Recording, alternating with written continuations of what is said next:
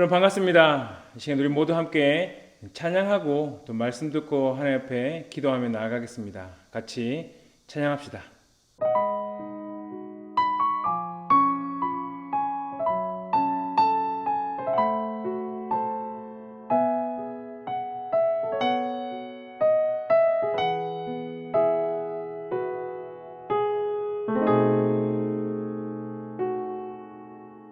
이 세상을 살아가는 동안에 나의 힘을 의지할 수 없으니 기도하고 낙심하지 말 것은 주께서 참 소망이 되심이라. 이 세상을 살아가는 동안에 나의 힘을 의지할 수 없으니 기도하고 낙심하지 말 것은 주께서 참 소망이 되심이라.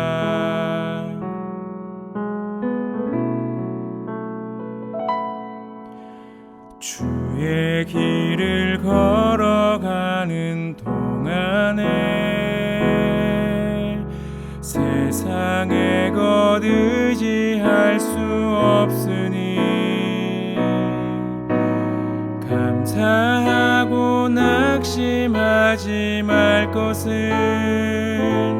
주께서 참 기쁨이 되심이라.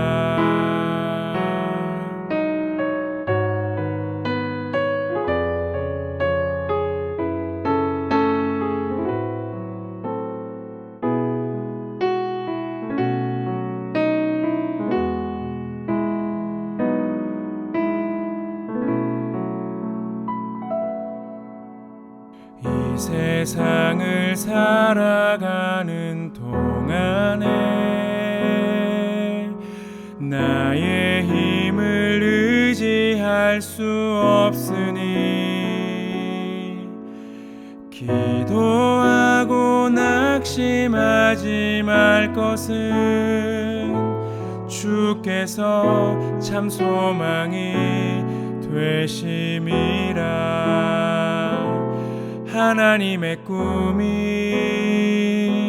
나의 비전이 되고 예수님의 성품이 나의 인격이 되고 성령님의 권능이 나의 능력이 되길 원하고 바라고 기도합니다.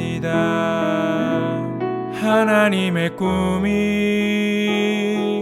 나의 비전이 되고 예수님의 성품이 나의 인격이 되고 성령님의 권능이 나의 능력이 되길 원하고 바라고 기도합니다. 하나님의 꿈이 나의 비전이 되고 예수님의 성품이 나의 인격이 되고 성령님의 권능이 나의 능력이 되길 원하고 바라고 기도합니다.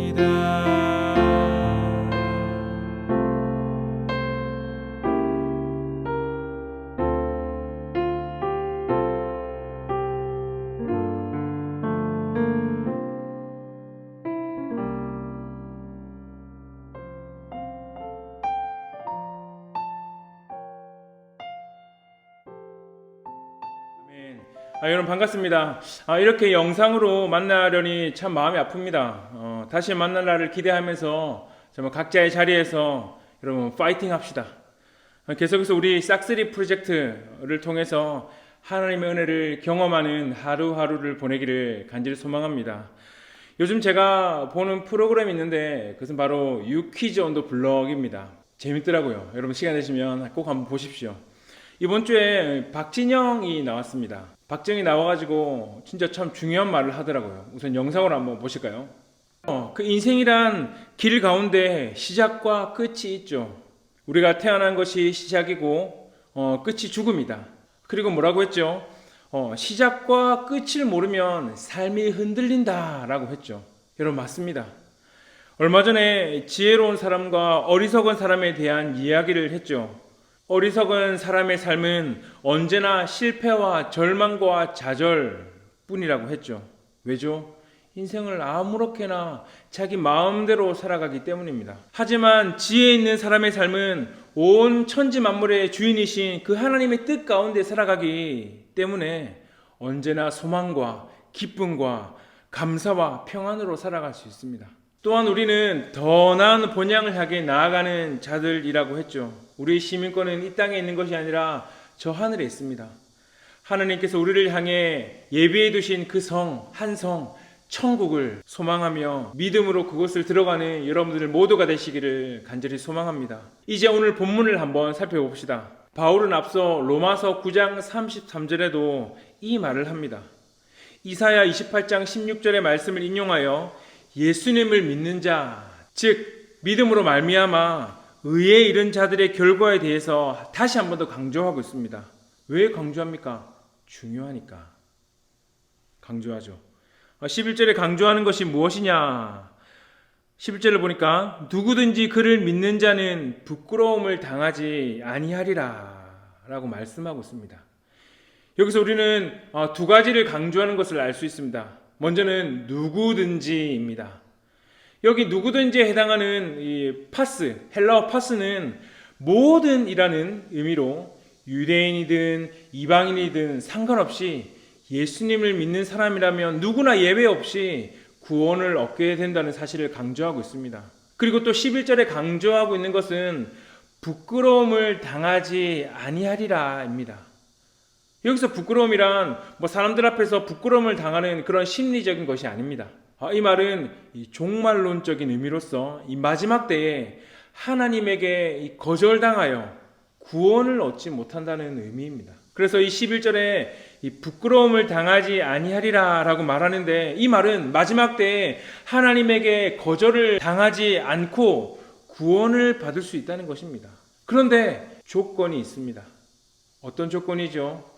누구든지 그를 믿는 자는, 여러분 믿어야지 하나님에게 거절당하지 않고 부끄러움을 당하지 않습니다. 또한 이 11절의 말씀의 보충 설명이 12절인데 12절을 한번 다 같이 읽어봅시다. 시작. 유대인이나 헬라인이나 차별이 없음이라 한 분이신 주께서 모든 사람의 주가 되사 그를 부르는 모든 사람에게 부요하시도다. 아멘. 11절에 예수님을 믿는 모든 사람이 마지막 때에 부끄러움을 당하지 않는다고 말씀했죠.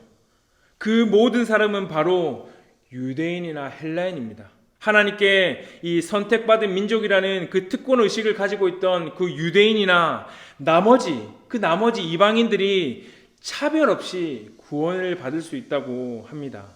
너무나 감사하죠. 이렇게 12절을 한 번 더 읽어봅시다. 12절을 시작. 유대인이나 헬라인이나 차별이 없음이라 한 분이신 주께서 모든 사람의 주가 되사 그를 부르는 모든 사람에게 부요하시도다. 아멘. 차별이 없으신 한 분 하나님께서 모든 사람이 하나님이 되신다고 합니다. 그리고 그 하나님을 부르는 모든 사람에게 부요하시다고 하는데, 먼저 여기서 하나님을 부르다 할 때, 부르다는 그냥 하나님 그냥 이렇게 부르는 것이 아니고, 이 부르다의 원어의 뜻은 이겁니다. 호소하다, 청원하다 라는 뜻입니다. 그래서 여기서 하나님을 부른다는 것은 하나님을 신뢰하고 그분께 모든 것을 맡기며 도움을 청하는 것을 말합니다. 그렇게 할 때, 그럴 때 하나님께서는 그를 부르는, 즉 하나님을 신뢰하고 그분께 모든 것을 맡기며 나아가는 자들에게, 도움을 청하는 자들에게 하나님은 부요하게 해주신다고 말씀하고 있습니다. 여기서 부요함이란 은혜입니다. 받을 자격 없는 자에게 거저 주시는 하나님의 은혜. 여기 은혜에는 많은 것들이 포함되어 있지만 오늘 본문에서는 13절에서 이 은혜가 어떤 은혜인지 말씀해 주고 있어요. 13절 한번 볼까요? 제가 읽어드릴게요. 누구든지 주의 이름을 부르는 자는 구원을 받으리라. 아멘. 바울은 구약에 있는 그 요엘서를 인용하면서 오늘의 본문을 결론 짓습니다. 그 결론은 주님께서 자신의 이름으로 부르는 모든 자들에게 그 부요함, 그 은혜를 주시는데 그 은혜가 바로 구원이다 라고 말하고 있어요. 여러분, 하나님께서 우리를 위해 누구를 보내주셨습니까? 예수 그리스도, 예수님을 보내주셨죠. 왜 보내주셨습니까? 너무나도 사랑하니까. 죄 많은 사람들을 저렇게 놔두면 다 지옥 갈 것 같으니까 하나님께서는 우리에게 부요함, 그 은혜를 주시려고 예수님을 이 땅에 보내주시어 누구든지 모든 사람을 사랑하시며 복음을 전하시고 병도 고치고 이 귀신을 쫓아내는 일도 하셨죠. 그리고 결국 그 십자가에서 우리의 모든 죄를 지시고 십자가에서 돌아가셨습니다. 그래서 우리는 십자가에서 우리 죄를 용서해 주신 그 예수님을 믿으면 우리가 부요해진다, 구원을 받을 수 있다라는 것입니다.